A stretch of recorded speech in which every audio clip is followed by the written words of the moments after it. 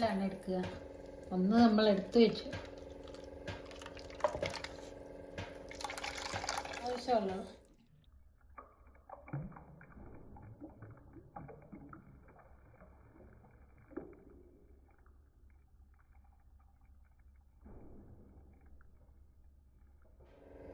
ഇത് മൂന്നാം പാലാണ്.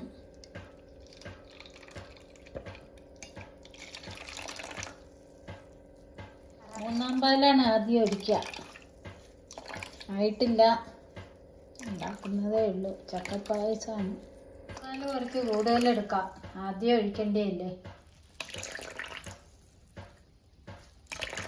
അണ്ടിപ്പരിപ്പും മുന്തി ഒന്നാമതായിട്ട് നമുക്ക് അടുപ്പ് കത്തിക്കാം. നമുക്ക് നാളികേരക്കൊത്തിടാം. ആദ്യം വറുക്കാം.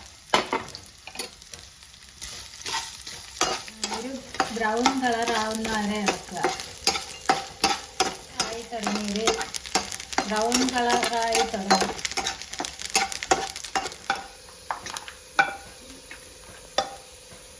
ഇത് കഴിഞ്ഞ് നമുക്ക് അണ്ടിപ്പരിപ്പും മുന്തിരിങ്ങയും വറക്കാം.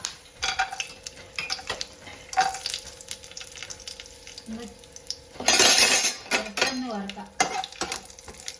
പാത്രത്തിലേക്കാം.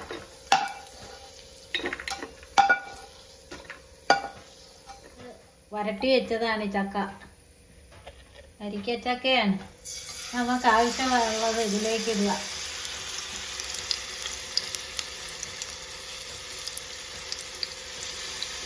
ശർക്കരയിട്ട് വരട്ടി വെച്ചതാണ്. നിങ്ങൾക്ക് ആവശ്യമുണ്ടെങ്കിൽ കുറച്ചുകൂടെ ശർക്കര മധുരമുള്ളവർക്ക് ഇടാം, ഇഷ്ടമുള്ളവർക്ക്.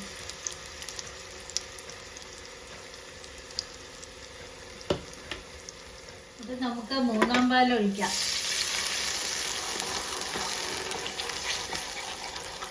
മൂന്നാം പാലിൽ കിടന്നൊന്ന് ഇതൊന്ന് റെഡിയാവും.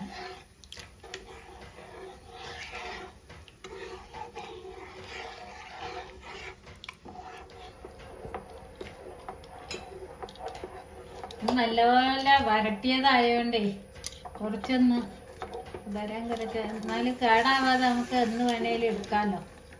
ഫ്രിഡ്ജിൽ വെച്ചിരുന്നു നമുക്കിങ്ങനെ കുട്ടികൾക്ക് പായസമോ എന്തെങ്കിലുമൊക്കെ ചക്ക കൊണ്ട് അടയൊക്കെ ഉണ്ടാക്കാം. എന്താ ഇതിപ്പോൾ ഒരു നേരെയായി വരുന്നു. ഇത് ഏകദേശം കൊഴുപ്പായി തുടങ്ങി. ഇനി രണ്ടാം പാല ഒഴിക്കാം. ഇത് കുറച്ച് നേരം എടുക്കുക.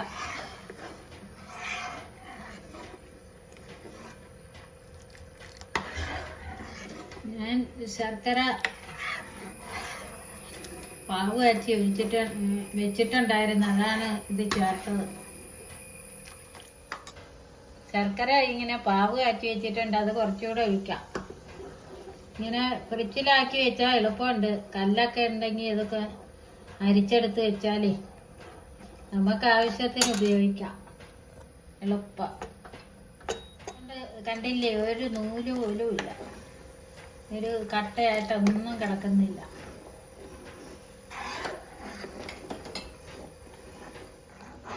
ഒന്നാം പാലൊഴിക്കാൻ പോകും. എന്നിട്ട് എളുപ്പം തീയാണ്. എന്നിട്ട് അണ്ടിപ്പരിപ്പും മുന്തിരിങ്ങയും ഇടാം.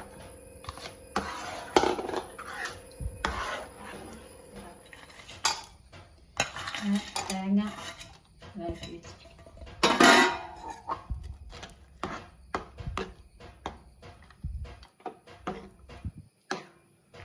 ഏലക്കാപ്പൊടി ഉണ്ടെങ്കിൽ നിങ്ങൾ ഇടുക, ഒരു രുചി ഉണ്ടാവും. ഒന്നും ഇട്ടില്ലേലും കൊള്ളാം.